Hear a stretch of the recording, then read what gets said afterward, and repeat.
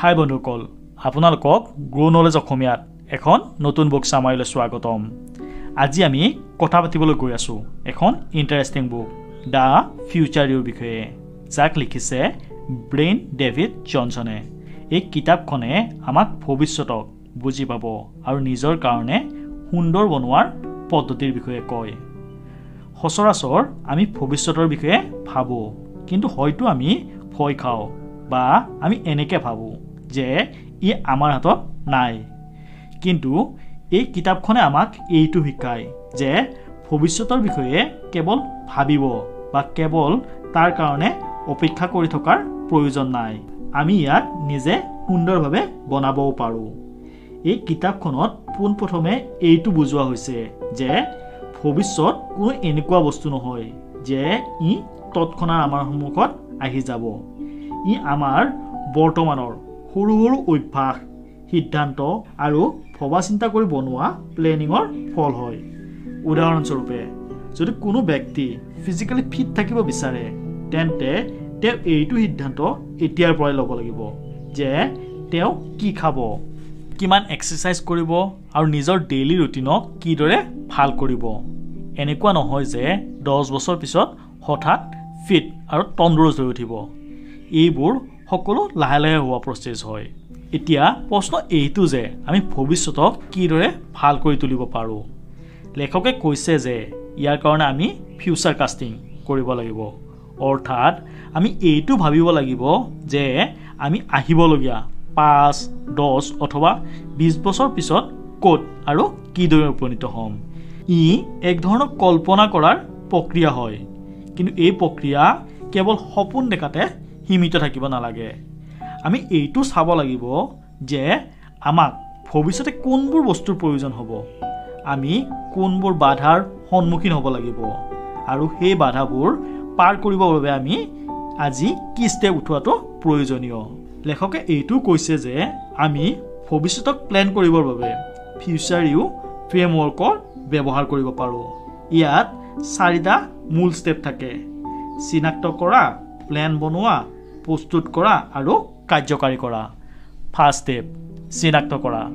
চবতকৈ প্ৰথমতে আমি এইটো বুজি পাব লাগিব যে আমাৰ ভৱিষ্যত কেনেকুৱা হ'ব পাৰে। ইয়াত এইটো চাব লাগিব যে কোন কোন ধৰণৰ নতুন টেকন'লজি, বিচাৰধাৰা আৰু ট্ৰেণ্ডে আমাৰ জীৱনক প্ৰভাৱিত কৰিব পাৰে। লেখকে কৈছে যে যদি আমাৰ ভৱিষ্যতৰ বিষয়ে সঠিক জ্ঞান থাকে, তেনেহ'লে আমি নিজকে সঠিকভাৱে প্ৰস্তুত কৰিব পাৰিম। ছেকেণ্ড ষ্টেপ, প্লেন বনোৱা। যেতিয়া আমি এইটো অনুমান লগাব পাৰোঁ যে ভৱিষ্যতে কি কি সম্ভাৱনা আছে, তেতিয়া আমি প্লেনিং কৰিব লাগে। এই প্লেনিংবোৰ আমাৰ প্ৰয়োজন আৰু ইচ্ছাৰ আধাৰত হ'ব লাগে। ধৰি লওক, আপুনি ভৱিষ্যতে এজন সফল লেখক হ'ব বিচাৰে, তেনেহ'লে আপুনি এইটো ভাবিব লাগিব যে এতিয়াৰ পৰাই আপুনি কি কি কৰিব আৰু শিকাৰ প্ৰয়োজন হ'ব। থাৰ্ড ষ্টেপ, প্ৰস্তুত কৰা। এতিয়া প্লেনিং হৈ গৈছে, গতিকে তাক সম্পূৰ্ণ কৰিবৰ বাবে আমি নিজকে প্ৰস্তুত কৰিব লাগিব।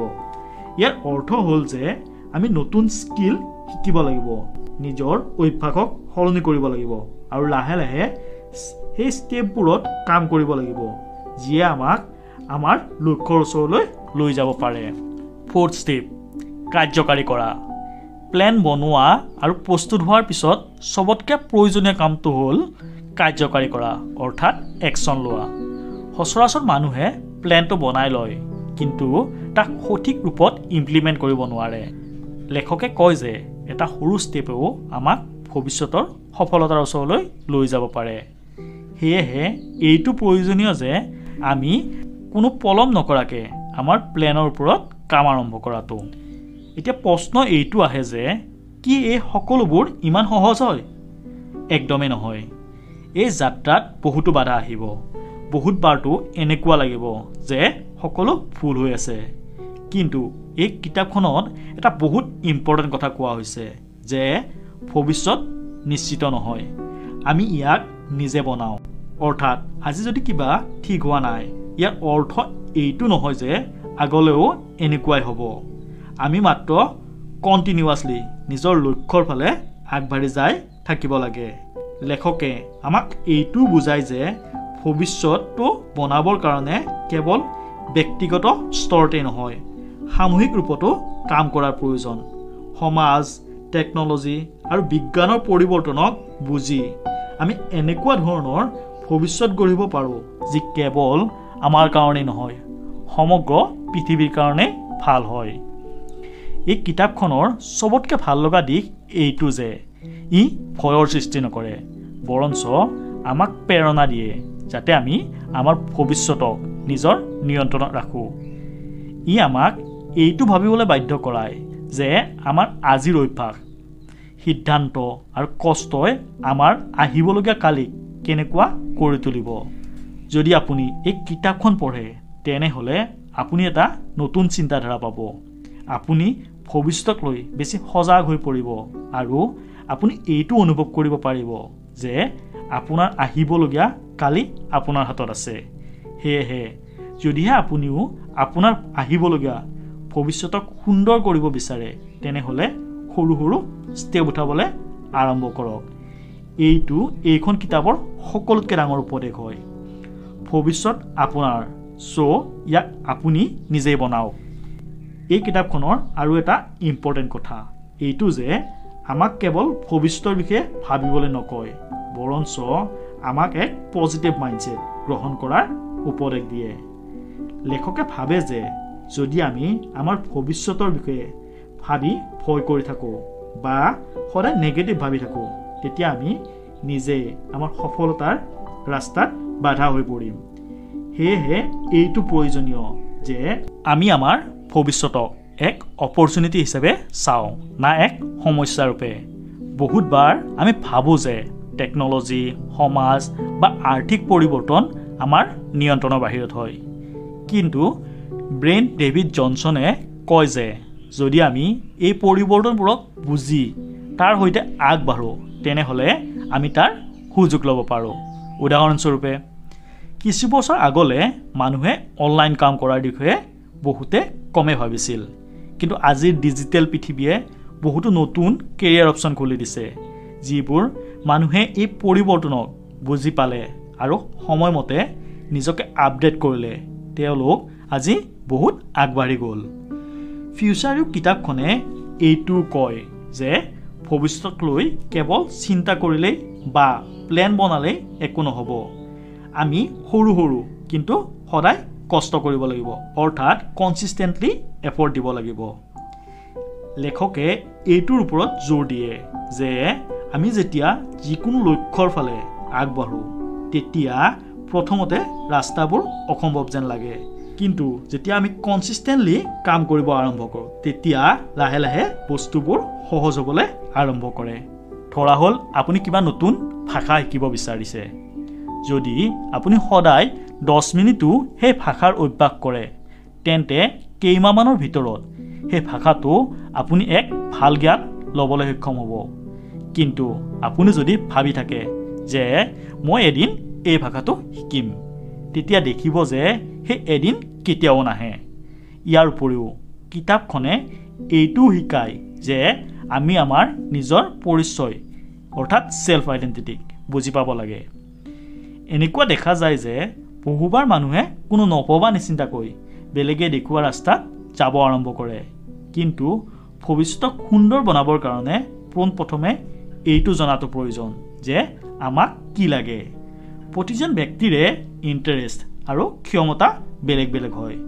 যদি আমি আমাৰ টেলেণ্ট আৰু ইচ্ছাক সঠিক দিশত ব্যৱহাৰ কৰোঁ তেনেহ'লে আমি আমাৰ ভৱিষ্যতক চবতকৈ সুন্দৰ বনাব পাৰিম। তেনেহ'লে এইবাৰ আৰু এটা ইম্পৰ্টেণ্ট বিষয়ৰ বিষয়ে কথা পাতোঁ। ভৱিষ্যতৰ বিষয়ে আমাৰ যি ভয় তাক আমি কিদৰে কম কৰিব পাৰোঁ। বহুতো মানুহে ভৱিষ্যতৰ বিষয়ে ভাবি ভয় খায়। তেওঁলোকে ভাবে যে যদিহে তেওঁলোকে সঠিক সিদ্ধান্ত নলয় তেনেহ'লে সকলোবোৰ ভুল হৈ যাব। কিন্তু লেখকে কয় যে ভয় দূৰ কৰাৰ সকলোতকৈ ভাল উপায়টো হ'ল সৰু সৰু প্ৰয়োগ কৰা, স্মল এক্সপেৰিমেণ্ট কৰাটো।